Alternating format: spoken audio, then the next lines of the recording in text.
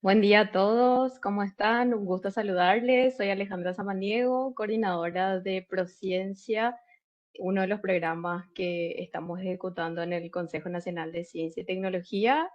Agradezco el tiempo y el interés para participar y escuchar acerca de este tema que forma parte de uno de los objetivos que tenemos en Prociencia relacionado a la gestión de la propiedad intelectual como tal. Entonces, como parte de una de las iniciativas del programa, este año firmamos un acuerdo de cooperación con la Asociación Interamericana de la Propiedad Intelectual, ACIPI. eh, y bueno, hoy estamos organizando esta charla introductoria sobre protección y gestión de los resultados de la investigación.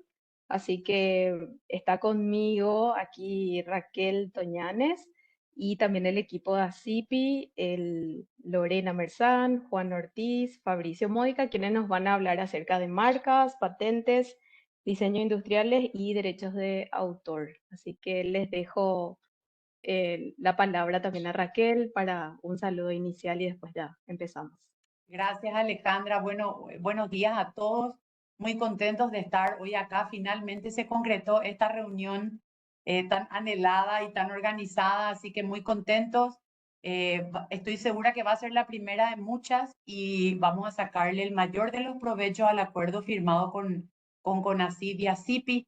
Así que empezaremos con esta charla introductoria para luego ir ahondando en temas más específicos, más técnicos, y la idea es que todos los miembros de CONACYT se beneficien con estas herramientas que ACIPI tiene, de tal manera que se concreten invenciones, que realmente se promueva y se proteja la propiedad intelectual en nuestro país. Así que muchas gracias Alejandra, Liliane, David, y gracias a mis colegas de ACIPI, Lorena, Juan y Fabricio, por su predisposición para estar presentes hoy acá.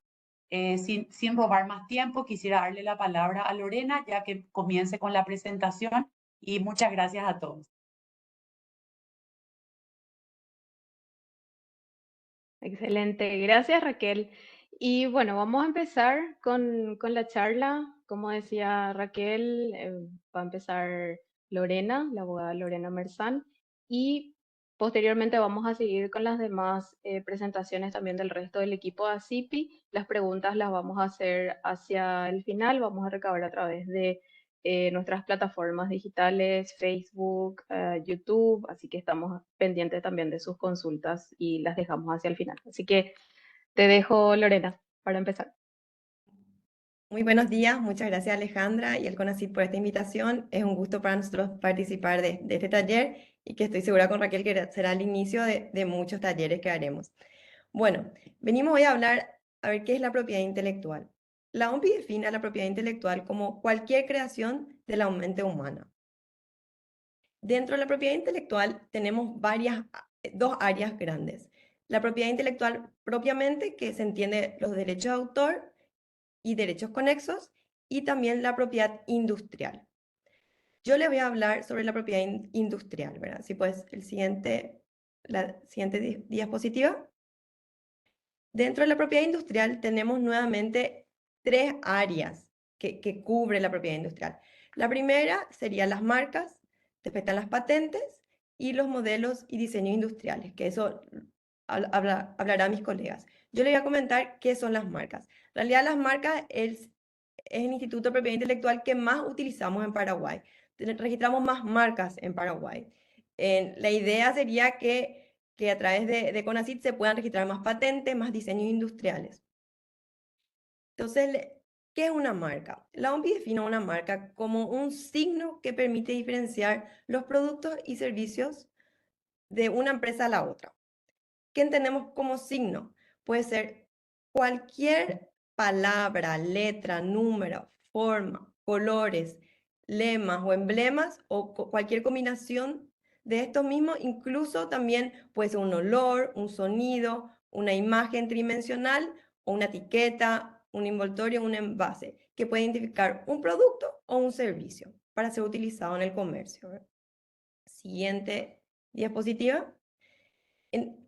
¿Para qué sirven las marcas? Como les comenté, las marcas sirven para diferenciar los productos y servicios que tiene una empresa. Por ejemplo, si yo quiero comprar una Coca-Cola o quiero una Pepsi. Este tipo de marcas identificas cuál producto yo quiero comprar, o un producto de una bebida de la marca Coca-Cola o una bebida de la marca Pepsi. Entonces nos identifica para diferenciarnos uno de otro dentro del comercio. También determina el origen, generalmente las marcas también determinan el origen. ¿Cuál es el lugar de fabricación de esa marca o ese producto? Hay marcas las marcas alemanas, por ejemplo, son marcas que son famosas son famosas por el origen de los automóviles alemanes, que uno sabe que los automóviles alemanes tienen mucha innovación, son tecnológicos, son seguros. Entonces da una indicación del origen de dónde vienen esas marcas.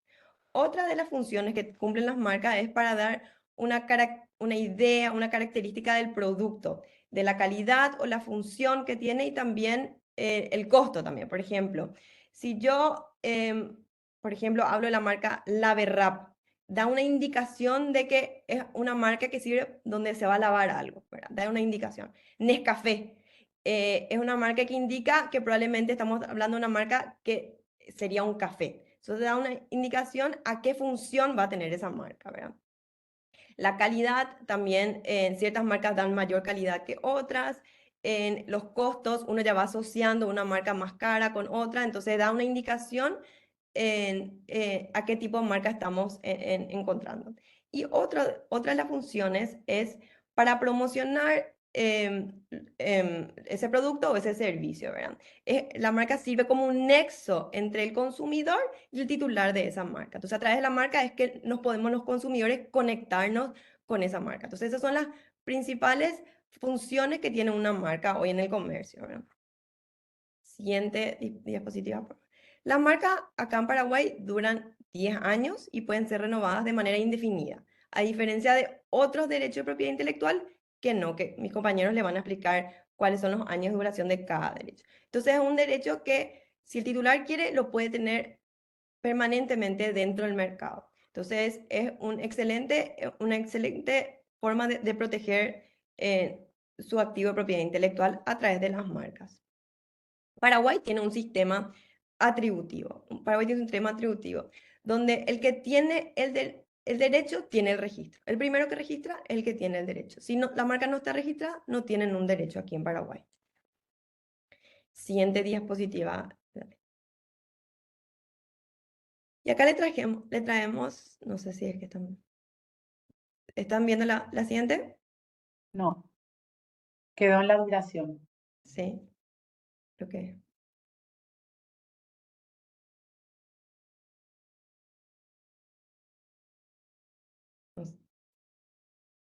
Ahí está. Ah, no, todavía. ¿Ya ven? Yo no veo. No, quedó trabado el slide. Hola. Acá les trae. Disculpen, aquí se trabó la presentación. Pero vamos a reanudar porque se cerró. Ok. Pero unos minutitos, por favor. En la siguiente diapositiva le vamos a traer algunos ejemplos para que puedan identificar cómo son las marcas en general y qué tipo de protección puede tener. Nosotros tenemos marcas que son las típicas marcas y tenemos marcas no tradicionales. Dentro de las típicas marcas que nosotros tenemos, mientras David va poniendo, nomás yo me voy adelantando, así no perdemos tiempo. Ahí está. Ahí vamos. La siguiente. La siguiente, por favor. No avanza de esa diapositiva. A ver. ¿Y si compartís, Lore, vos? Yo voy a intentar. Sí, ahí tiene un error el archivo, creo. Sí, podríamos.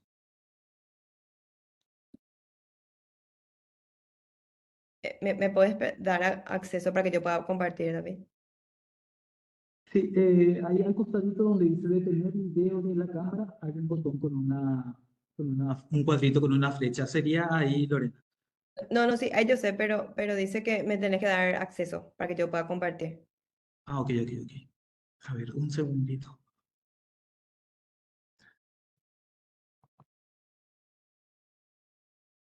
Sería lo más importante poder ver porque es más fácil Claro, claro. ejemplificar, Hacer el seguimiento. sí, para entender. Sí. Ahí sí podrías probar, Lorena, por favor. Dale. No. Y podés, no me permite, no me da acceso el No la sistema. habilita. No me habilita. Grant access, me dice. Espera. Voy a probar.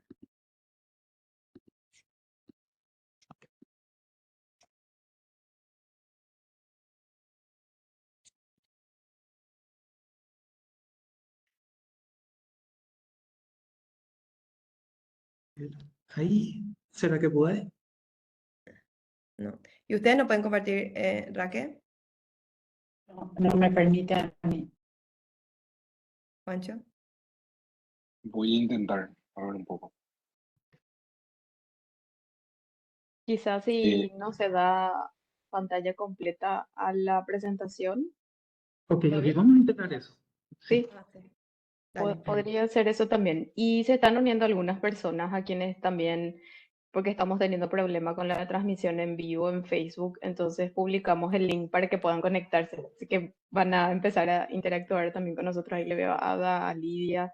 Bienvenidas. Empezamos ya la charla.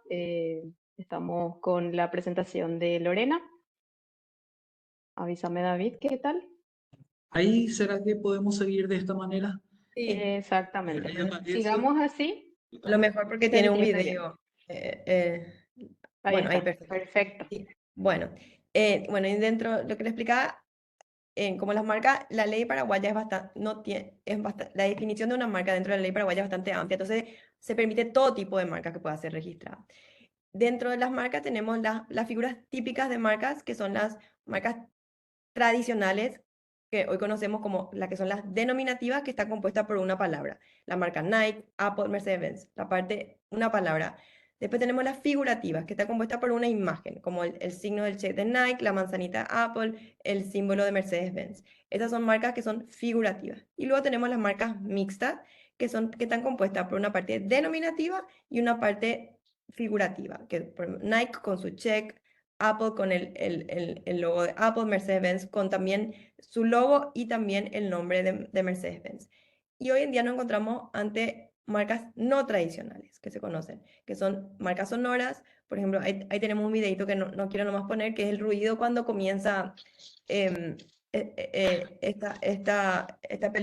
esta editora de películas, que es el inicio. Entonces, es tan conocido ese inicio que la gente ya asocia esa marca con ese sonido. También Intel tiene, cuando se prende una computadora, un sonido característico, tiene también protegido en Paraguay esa marca. Después tenemos las marcas tridimensionales, que son las figuras, una forma tridimensional de un producto. Si puedes seguir el siguiente ejemplo. Y otra forma sería el trade dress. Es la forma como está puesta la marca dentro del lugar donde se ofrece ese servicio o una marca, ¿verdad? En este caso, por ejemplo, tenemos las estaciones de servicio Petrobras, tienen un registro de trade dress en Paraguay, donde la forma como está puesta el logo de Petrobras tiene una protección especial. Y otra opción es en el packaging. La forma también que tenemos que la marca está dispuesta dentro de los packaging de sus productos también pueden ser registradas como marcas. Entonces, como podrán ver, hay distintas formas de proteger la marca, no solamente con las formas tradicionales, sino también estas formas no tradicionales, en que por suerte nuestra legislación las permite, ¿verdad? Entonces, uno puede ser bastante creativo en la forma que uno quiere proteger sus marcas aquí en Paraguay. Y ahora le cedo la presentación a Raquel, que se irá hablando sobre las patentes. Bueno, gracias, Lore. Bueno, otro componente de la propiedad industrial son las patentes de invención. Las patentes de invención es un derecho exclusivo que se concede sobre una invención. Ese derecho exclusivo se obtiene con la concesión de un título otorgado por el Estado a favor de esa persona. Ese título es otorgado con una duración de 20 años en nuestro país. Si pasamos a la siguiente, David, por favor. Ok, entonces, ¿qué es una invención? Es toda nueva solución a un problema técnico. Es la creación, el diseño o la producción de alguna cosa nueva que antes no existía. Nuestra ley de patentes vigente es la 1630 del año 2000 y habla de la materia patentable y dice, serán patentables las invenciones nuevas de productos o procedimientos que impliquen una actividad inventiva y sean susceptibles de aplicación industrial. Y acá hay 3 aspectos a tener en cuenta para que sea realmente una patente de invención. Tiene que tener aplicación industrial. La aplicación industrial se considera que una invención tiene aplicación industrial cuando es susceptible de aplicación en la industria, cuando puede ser producida o utilizada en cualquier tipo de industria o actividad productiva y en un sentido bastante amplio. Dentro de ese sentido amplio también incluye a la artesanía, a la agricultura, a la minería, a la pesca y a los servicios. Otra de las características indispensables es la novedad. Se considera que tiene novedad si no tiene anterioridad en el estado de la técnica, dice textualmente nuestra legislación. ¿Y a qué se refiere cuando habla del estado de la técnica? El estado de la técnica es todo lo que ya ha sido divulgado o esté accesible al público en cualquier lugar del mundo mediante una publicación tangible, una divulgación oral, la venta o la comercialización o el uso por cualquier otro medio antes de la fecha de la solicitud de la patente. Y acá es muy importante, atendiendo al público que hoy nos acompaña, hay que tener cuidado con estos papers que los investigadores publican. Es muy importante que primero se solicite la solicitud de la patente y luego se hagan estas publicaciones. De lo contrario, se estaría matando la novedad. En otros países, por ejemplo en los Estados Unidos, uno tiene un plazo de gracia para presentar esa solicitud de patente después de alguna publicación científica. En nuestro país no es el caso, así que ojo con eso, tengan mucho cuidado de que primero esté solicitada esta solicitud de patente y luego puedan hacer estas publicaciones científicas. Otra de las características esenciales es el nivel inventivo. Se considerará que tiene nivel inventivo si para una persona capacitada en la materia técnica correspondiente a la patente, correspondiente a la invención, mejor dicho, no le resulta obvio, o sea, no tiene que ser obvia esa patente, ni haya sido derivada de manera evidente del estado de la técnica pertinente. Si cumple estos 3 requisitos, entonces sí es una materia patentable. Siguiente diapositiva. Bueno, perfecto. Ahí hablamos otra vez de la divulgación y es uno de los objetivos de la patente. El inventor debe divulgar su invención para que otros puedan acceder a ese conocimiento y seguir generando innovación a partir de él, ¿verdad? Las patentes son un incentivo a la creación y de esta manera se busca impulsar la innovación. Y no todas las invenciones son patentables. Y ahí me gustaría ir taxativamente a lo que establece nuestra legislación cuando habla de las materias excluidas como invención. Dice, no se considerarán invenciones a los simples descubrimientos, las teorías científicas y los métodos matemáticos, las creaciones puramente estéticas, los esquemas, planes, principios o métodos económicos, de negocios, de anuncios publicitarios y los referidos a actividades puramente mentales o intelectuales. Los programas de computación aisladamente considerados, los métodos diagnósticos, terapéuticos, quirúrgicos para el tratamiento de personas o de animales y las diferentes formas de reproducir información. Habla también de las materias que están excluidas de protección de las patentes, que son las invenciones cuya explotación comercial deba impedirse para proteger el orden público o la moral, o proteger la salud o la vida de las personas o de los animales, o bien preservar vegetales o evitar daños al medio ambiente. La otra opción son las plantas y los animales. Están excluidas de la protección de las patentes, con una excepción expresa: los microorganismos y los procedimientos esencialmente biológicos para la producción de plantas y animales. Estas son entonces las materias que quedan excluidas de la protección por una patente. Quisiera mostrarles algunos casos. Estas son patentes más antiguas. Traje una bastante simpática, que es esta protección del bigote. Me pareció jocosa, y esto para un protector de los oídos de las mascotas. Hay otras más actuales. Siguiente diapositiva, por favor. Por ejemplo, la vacuna del COVID, o este proceso de ventilación y extracción del aire, que son como patentes más actualizadas.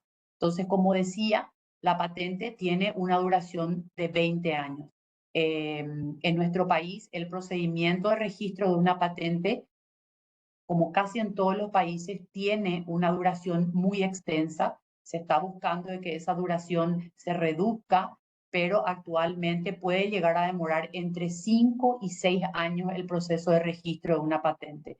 Y ahí vuelvo a señalar y hacer hincapié en el tema de las publicaciones, porque yo sé que hoy hay muchos investigadores que nos acompañan, entonces tengan cuidado con las publicaciones que hacen, asesórense, consulten y vean que realmente no están matando la novedad, y asegúrense de presentar la solicitud de patente antes de realizarlo.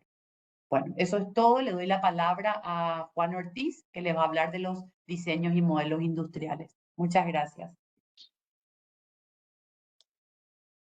Muchas gracias, Raquel, por tu exposición bien concreta y muy clara, ¿verdad?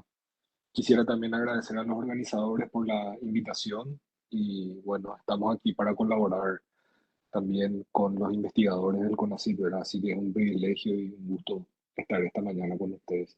Me toca a mí hablar de la tercera institución componente de la propiedad industrial, en este caso, los diseños industriales, ¿verdad? De acuerdo al tríptico que tenemos acá, es un dibujo modelo industrial. Constituye el aspecto ornamental de un artículo, es decir, este dibujo, este modelo, puede consistir en rasgos tridimensionales, específicamente cuidando la forma o la superficie de un determinado producto o un artículo, o en rasgos bidimensionales, entendiéndose por ellos líneas o colores, ¿verdad? Esta es la normativa que proviene directamente de la OMPI, ¿verdad? Y habiendo dicho esto, me gustaría también un poco comentar nuestra legislación específica, ¿verdad? Que define a un dibujo industrial como toda combinación de líneas y colores, ¿verdad?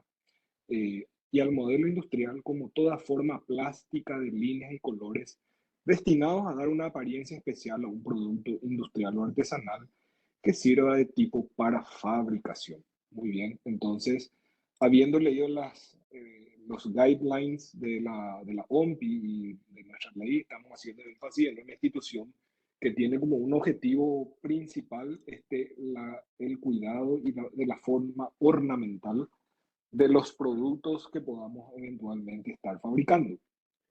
En ese sentido, tenemos también que hacer un comentario, ¿verdad? Que la ley que tenemos actualmente es bastante antigua, data ya del año 81, y al igual que en las patentes, también tenemos que reunir algunas características para que eso sea una materia protegible bajo la norma o la forma de los dibujos industriales, ¿verdad? Y tenemos que tener primeramente la novedad, que es de acuerdo a nuestra ley, y acá simplemente un comentario para que ustedes tengan también en cuenta que todavía tenemos o se nos exige aún la novedad absoluta, ¿verdad? Lo cual con la globalización, Internet y con toda la información disponible, es muy difícil conseguir ahora una novedad absoluta, ¿verdad? Pues todo viene ya de algo previamente diseñado y que ya fue divulgado en materia de, ya sea de patente o bien en producto, ¿verdad? Podemos pasar al siguiente slide, por favor. ¿Para qué sirven? Hacen que un producto sea atractivo y llamativo. Por consiguiente, aumentan el valor comercial del producto y así como sus posibilidades de venta. Asimismo, tenemos un sistema eficaz de protección que beneficiaría a los consumidores y público en general, pues esto fomenta la competencia leal y las prácticas comerciales honestas. Y acá yo quiero traer a colación un comentario también que hacemos siempre con los colegas, ¿verdad? A medida que podamos incrementar en la innovación, en el fortalecimiento de los distintos programas de propiedad intelectual, ya sea para patentes o para diseño y modelos, bueno, eso también eventualmente eleva nuestro grado de innovación y de inversión. Así que es súper importante que ustedes tengan en cuenta esto, ¿verdad? En cuanto a la novedad, al igual que dijo la doctora Raquel Toñanes, quien me precedió en el uso de la palabra, tenemos que ser también bastante cuidadosos, ¿verdad? Es decir, no tenemos que divulgar nuestro diseño sin hacer un depósito previo, puesto que ahí automáticamente también la novedad queda, matamos la novedad, por decirlo de alguna forma, ¿verdad? Entonces, tenemos que ser cuidadosos al momento de hacer los registros y su divulgación. Tener en cuenta que previamente tenemos que hacer el depósito legal. Y al igual que lo mencionó Lore y también Raquel, eh, prima el sistema de registro atributivo, es decir, del depósito previo. Tenemos que hacer previamente el depósito de la solicitud para poder eventualmente tener un derecho de prelación y una expectativa sobre la concesión de estos activos de propiedad intelectual. Siguiente slide. Según la OMPI, ¿verdad? Que acá nos cuenta que la duración de las distintas actividades y de las distintas instituciones de propiedad intelectual varían de país a país, ¿verdad? Como mucho duran 10 años. Yo diría que esto ya es muy generoso, puesto que un diseño, igual con la patente, enseguida se vuelven obsoletos y máximo tiene una explotación útil de 5 o 4 años, ¿verdad? Siempre ya después viene una modificación y bueno, a diferencia de las patentes, también me gustaría comentarles que dentro de los diseños y dibujos industriales no se orienta al aspecto técnico o a una mejora técnica o a una solución a un problema técnico.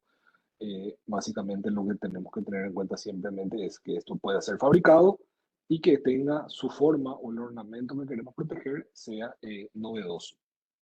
Por otra parte, la duración en Paraguay de un diseño industrial o un modelo dura 5 años a partir de su depósito en la Dirección Nacional de Propiedad Intelectual y en caso de que sea concedido puede ser prorrogado por 2 veces por igual periodo de tiempo de duración, ¿verdad? El siguiente slide, por favor. Bueno, y acá tenemos algunos ejemplos de diseños que se ha colectado para poder tener una mejor ilustración. Como se puede apreciar, son básicamente modificaciones a la carrocería de un vehículo. Eso va variando año tras año o cada cierto tiempo. Y bueno, otro es un diseño de un banco para poder sentarnos, ¿verdad? Con una forma novedosa, ¿verdad? Obviamente estos diseños de banco al día de hoy ya están en el uso público, ya se encuentran totalmente perimidos en cuanto a novedad, pero seguramente sí le podemos adicionar algún tipo de, no de mejora, sino de innovación en cuanto a diseño. Podría ser otra vez un ejemplo válido de cómo registrarlo bajo la institución del diseño industrial.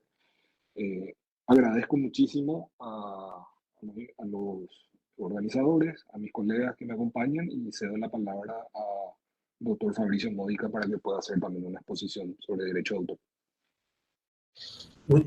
Bueno, muchísimas gracias.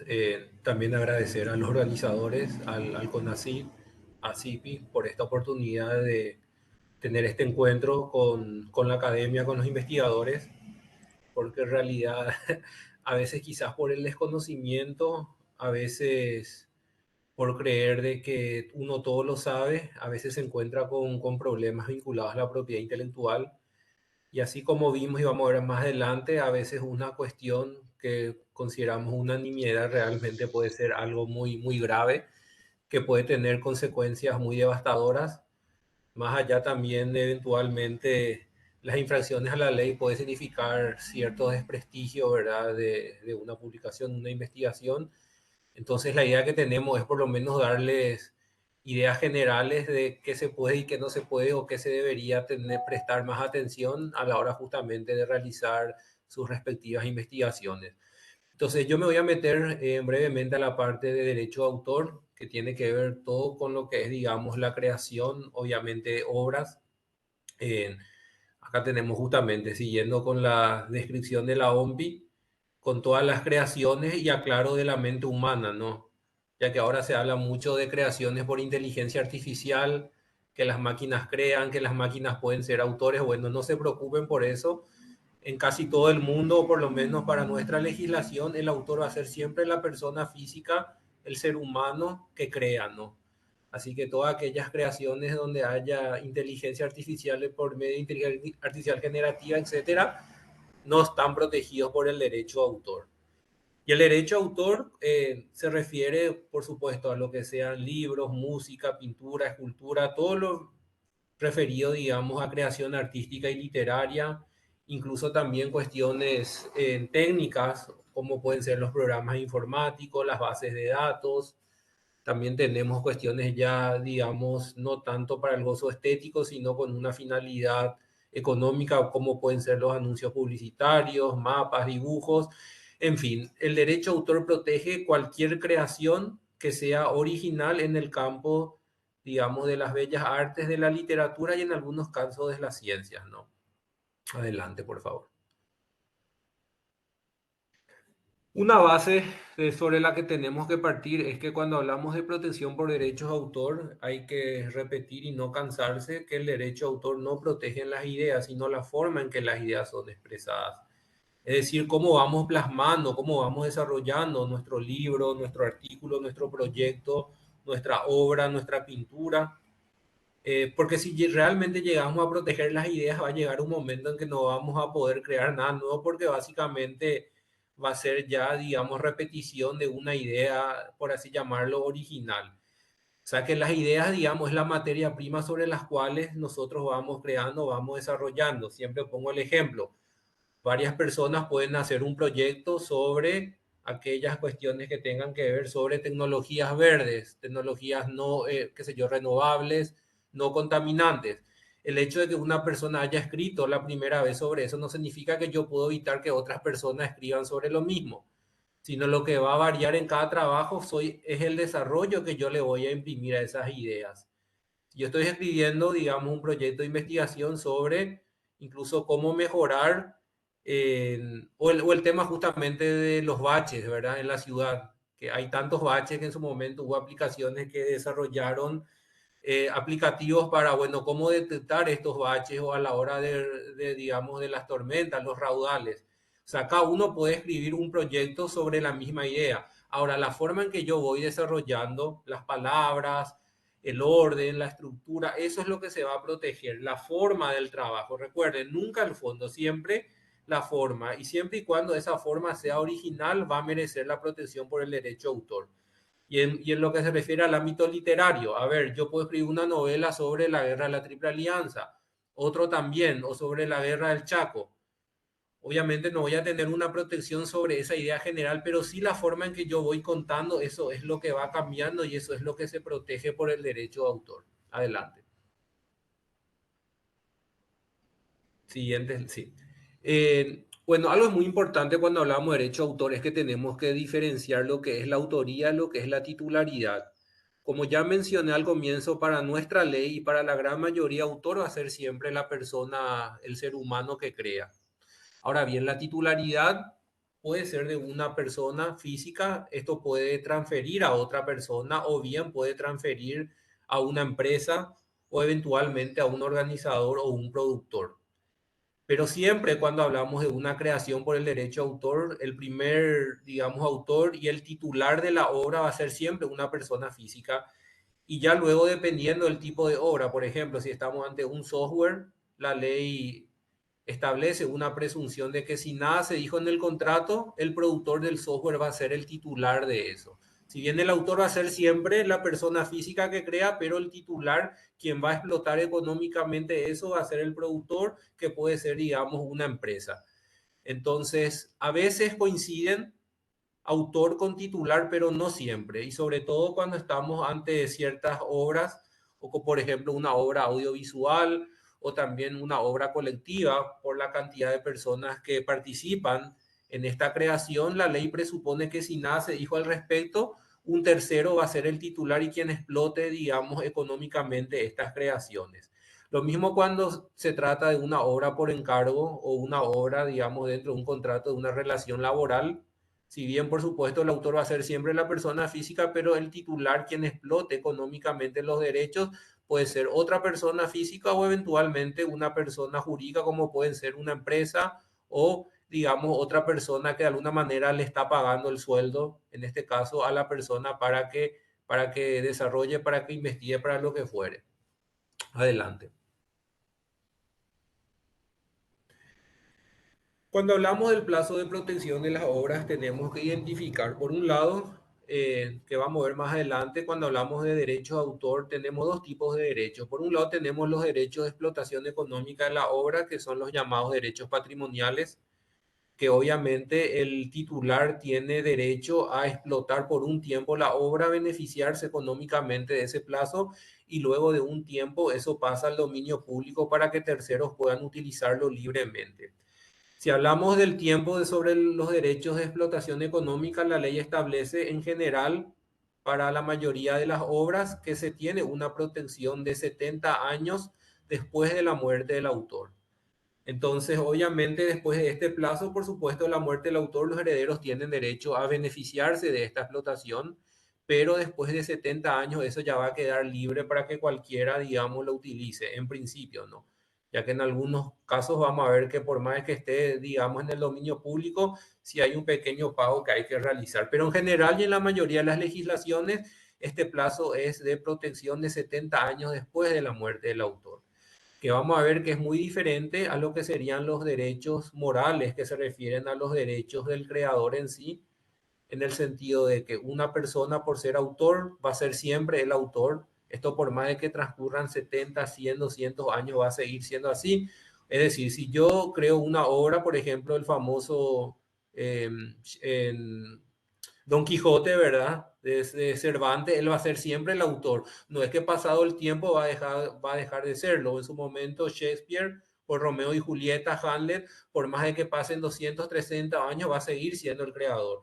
O en el caso de que yo haya desarrollado en un libro, consecuencia de un proyecto de investigación, yo voy a ser siempre el autor, por más de que haya pasado un tiempo. Entonces, a esta protección de 70 años es para la utilización de la obra por un tercero. Adelante. Y esto justamente es lo que yo les había mencionado. Cuando hablamos de derecho de autor tenemos que diferenciar los derechos morales, o mejor dicho, los derechos espirituales, que tienen que ver con la creación misma, con los derechos de la personalidad del autor. O sea, el autor por ser autor ya tiene ciertos derechos que nacen con el autor y que no desaparecen y no pueden vender, no pueden transferir, no pueden cambiar. O sea, si una persona es el creador de una obra, no es que puede decir yo te vendo digamos, el nombre de que vos seas luego el creador de esa obra. No. Lo mismo, digamos, el derecho de modificar una obra. Solamente el autor puede, digamos, decidir si esto se cambia, si no se cambia. Entonces, si viene un tercero y me copia o hace cambios a mi obra, se está afectando el derecho de integridad del autor. Entonces, estos derechos, como les digo, son los derechos morales, que se refiere básicamente al derecho de paternidad del autor, de ser identificado como tal con la obra, el derecho de integridad, que solamente yo puedo decir si es que se va a cambiar mi obra, y si terceros hacen cambio a mis obras, esto me está afectando mi reputación como autor, y yo tengo derecho, digamos, a pedir que esto sea respetado. Y en algunos casos, también en algunos países tenemos el derecho moral de retiro de la obra del comercio, que si yo publiqué algo y después de un tiempo yo me arrepentí sobre eso que escribí o sobre eso que publiqué, entonces yo puedo pedir que eso se retire del comercio, por supuesto, indemnizando todo lo que esto va a implicar. Lo importante del derecho moral, y como ya dije, es que yo no puedo renunciar, no puedo vender, no se puede tomar como parte de pago. O sea, estos son derechos, digamos, humanos, derechos personalísimos. mientras que los derechos de explotación sobre las obras, que son los derechos patrimoniales, tienen que ver la forma en que la obra se da a conocer y que se vincula sobre todo con el derecho de reproducción de una obra cuando yo hago copias o subo, digamos, en un ámbito digital, copio, pego, descargo. Luego tenemos el derecho de comunicación pública, que es cuando una obra se está dando a conocer a unas personas, cuando se está ejecutando una música o se está asistiendo a una comunicación en vivo de una obra audiovisual, o ahora mismo estamos dictando una conferencia. Obviamente la conferencia es un derecho de propiedad intelectual, es una obra, por más que no esté escrita, y estamos comunicando públicamente a ustedes. Y también tenemos otros derechos patrimoniales, como sería el derecho de distribuir una obra, ya sea tanto ejemplar físico como en el ámbito digital. También tenemos a veces los que se llaman derechos de importación, que para determinados mercados el autor decide si su obra, digamos, se comercializa en un país y en otros no. Y estos derechos sí yo puedo transferir a otro, puedo ceder, puedo autorizar, puedo vender. Y obviamente todo esto, digamos, se hace en un contrato por escrito. Digamos, a grandes rasgos, estos serían los dos grandes derechos y las diferencias entre los morales y patrimoniales. Siguiente, por favor. Algo muy importante para tener en cuenta es que obviamente las obras, por supuesto, no deben compartirse. A ver, por supuesto, hablamos digamos, de que el conocimiento tiene que compartirse, tiene que beneficiarse la sociedad, pero por supuesto, si hay algunos autores que escribieron, algunos investigadores, proyectos, lo que fuera, libros, ellos deciden, obviamente, si eso lo dan, si eso lo comparten con terceros. Eh, Obviamente, cada autor decide si un libro que publica quiere compartirlo gratuitamente con terceros o por el contrario, digamos, uno tiene que comprar para tener acceso a estas obras, ¿verdad? Particularmente yo siempre que publico y escribo artículos, yo lo comparto con todos, pongo a disposición en la página web, no tengo ningún problema, pero hay que respetar a algunos autores que obviamente no quieren, digamos, tener una acción de compartir digamos, distribuir para todas sus obras, sino que si uno tiene esfuerzo en publicar un libro, publicar un proyecto, y obviamente yo quiero establecer que las personas tengan que pagar para tener acceso a eso, por supuesto el autor está en su derecho, entonces yo no puedo obligarle a que comparta conmigo de manera, digamos, gratuita. Sí, eventualmente, en algunos casos, cuando hablamos sobre todo a la hora, digamos, de la enseñanza, hay ciertas excepciones o limitaciones que el autor tiene que tolerar, en el sentido de que en ciertos casos es posible que terceros accedan a sus obras sin pagar nada a cambio y sin pedir permiso. Pero estos límites y excepciones, de acuerdo a nuestras legislaciones, son, digamos, muy limitantes, en el sentido que para exámenes o para ciertos ejercicios yo puedo acceder a pequeños extractos de obras de terceros sin pedir permiso y sin pagar nada a cambio, pero nunca la totalidad de la obra. Yo no puedo estar, digamos, compartiendo una publicación o un libro que conseguí en formato digital a todos mis alumnos o a todos mis colegas. Obviamente no. Necesito permiso y necesito autorización del autor. Otros casos donde se permiten que terceros utilicen parte de mi obra sin pedir permiso y sin pagar nada a cambio es el famoso derecho a cita.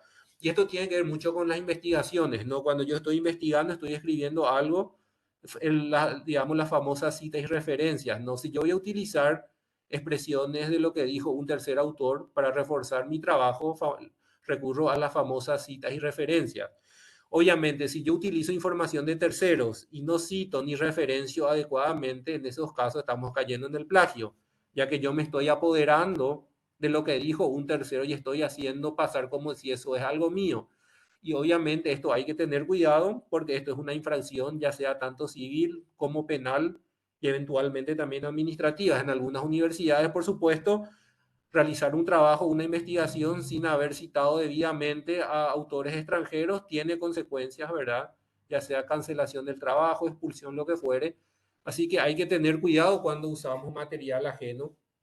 Lo que me dice la ley es que si vamos a utilizar materiales de tercero, se tiene que hacer con las citas requeridas, las referencias, de acuerdo al fin justificado. O sea, que yo no puedo sacar un proyecto de investigación de 50 hojas y que 45 hojas de mi trabajo sea decir lo que dicen terceros. O sea, cuál es mi aporte, qué es lo original. Si voy a estar repitiendo lo que me dice terceros, por más de que haga en la debida forma, eso tampoco, digamos, cumple la finalidad que establece la ley a la hora, digamos, del derecho de cita.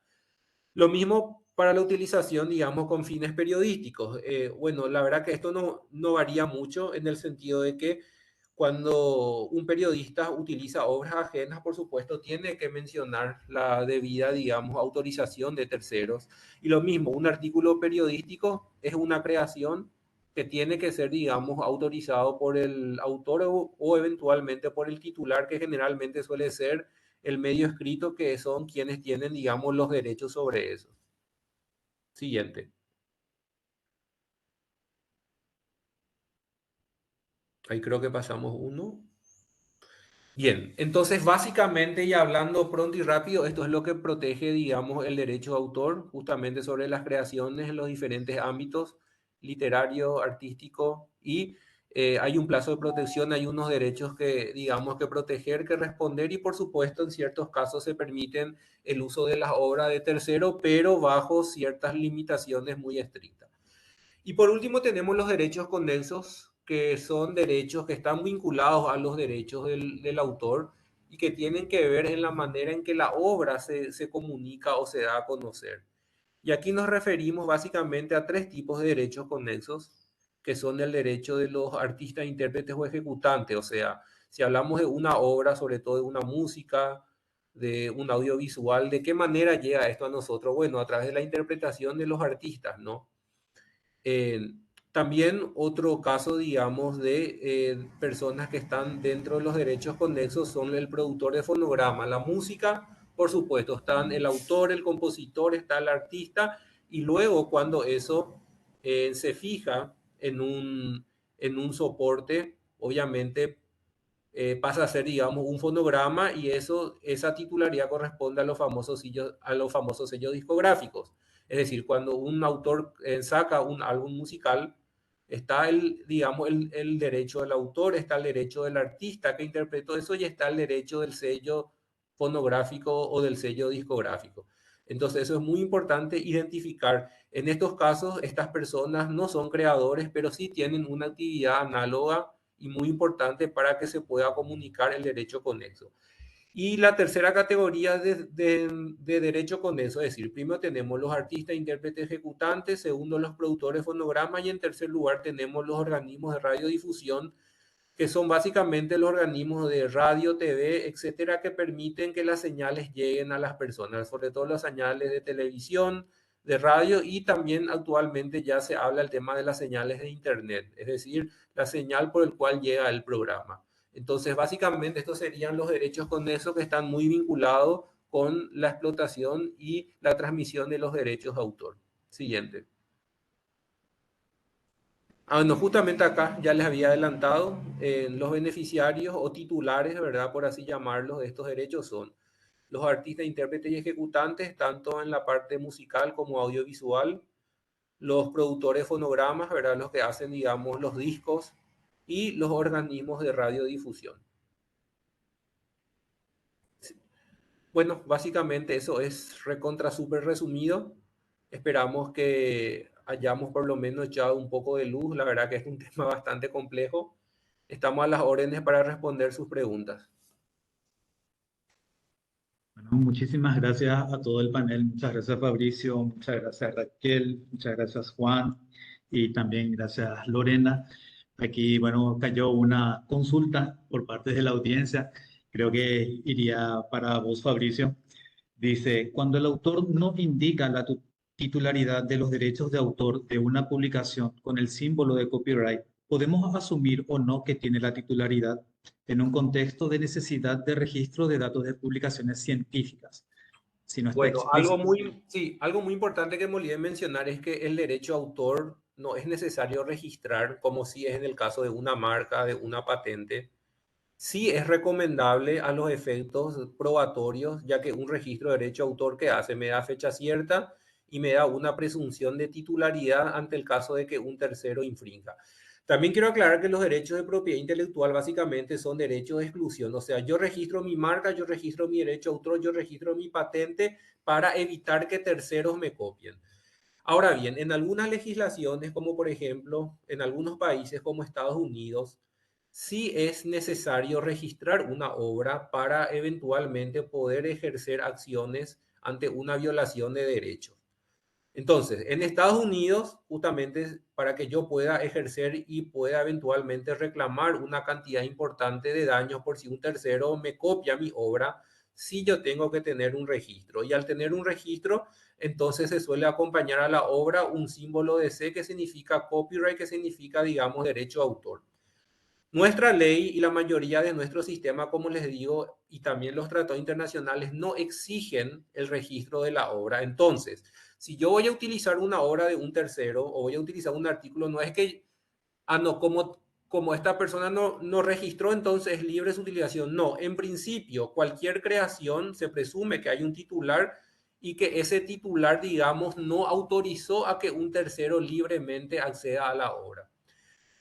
Por supuesto, a la hora de publicar existen lo que se llaman las licencias Creative Commons, donde el autor dice, bueno, yo señores pongo a disposición mi obra, pero con estas limitaciones. Pueden, por ejemplo, copiar libremente, pero no pueden modificar. O pueden copiar, pueden modificar, pero por lo menos tienen que mencionar que yo soy el autor.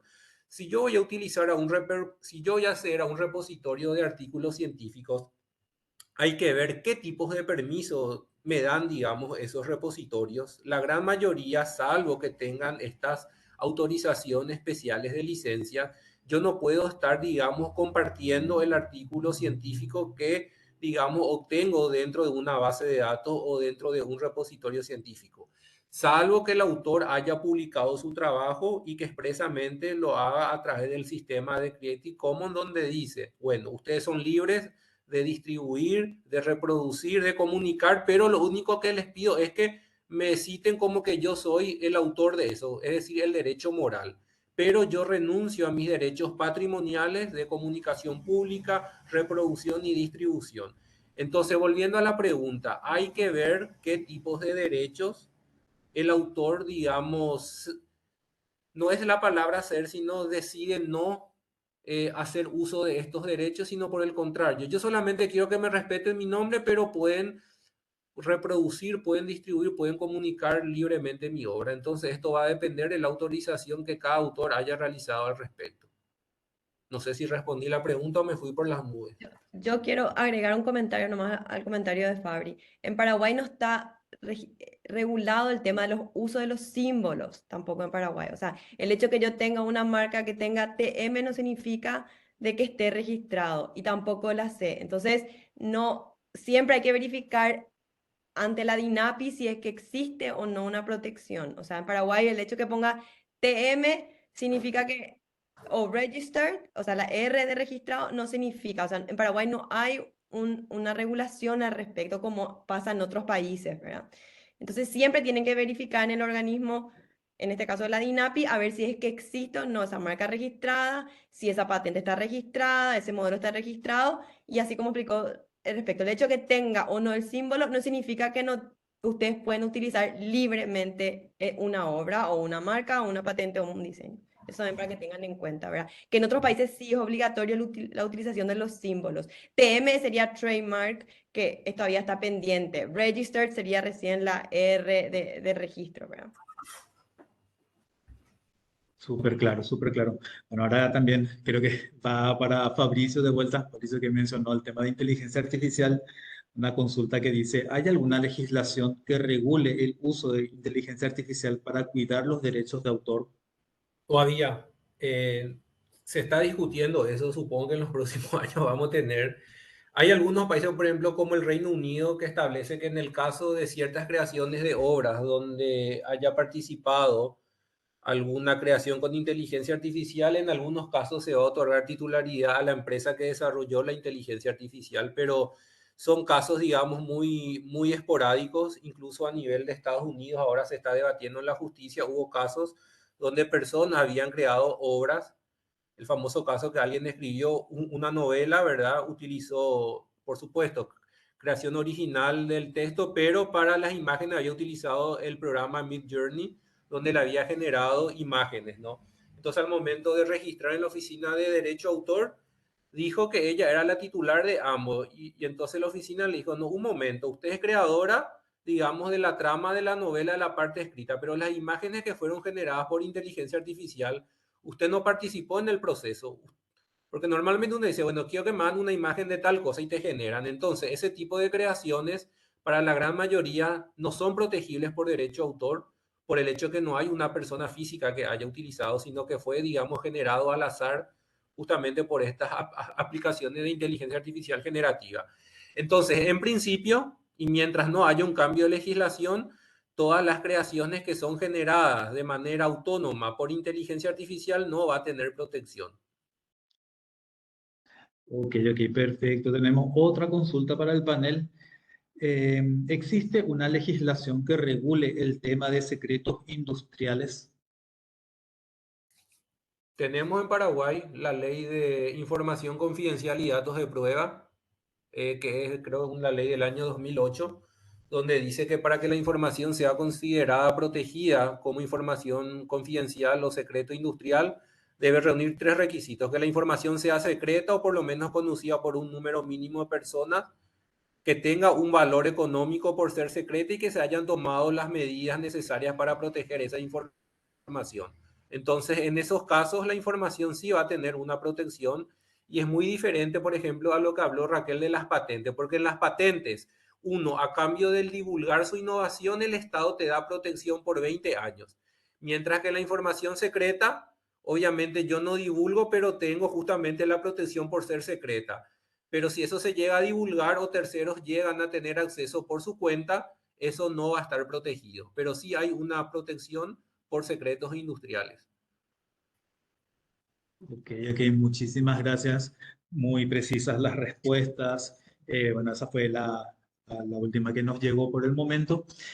Bueno, y nada más que agradecerles, también comentarles un poquito, como decía Alejandra al inicio de la presentación, estamos realizando estas charlas, también tenemos previsto para el año que viene más talleres, todo en el marco del instrumento de la protección y gestión de resultados a la investigación.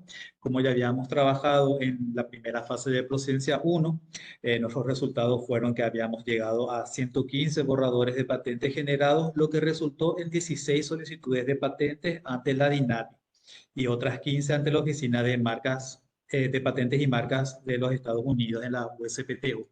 Entonces vamos a estar acompañando, ahora que tenemos la oportunidad en Prociencia 2, vamos a seguir con el equipo de ACIPI en el marco del acuerdo firmado entre CONACYT y la ACIPI. Vamos a seguir frecuentándonos, vamos a vernos seguramente de aquí a poquito.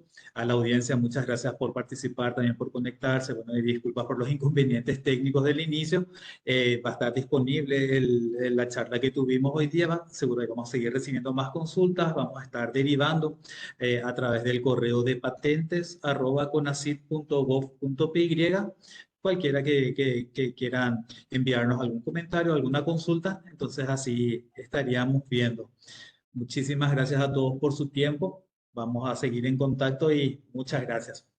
Gracias, Sería David. todo. Gracias, Muchas David. gracias a Gracias, ustedes. Alejandra, y también a Liliane por toda esta gestión. Y seguimos trabajando en esta agenda para realizar más actividades y poder hacer estos talleres ya más específicos, más técnicos, de materia patentable, de redacción de patentes. Estamos ahí con las chicas viendo eso, así que estamos muy contentos y a disposición para lo que necesiten. Si hay más consultas, David, quedamos a disposición. Tenés los correos de los expositores.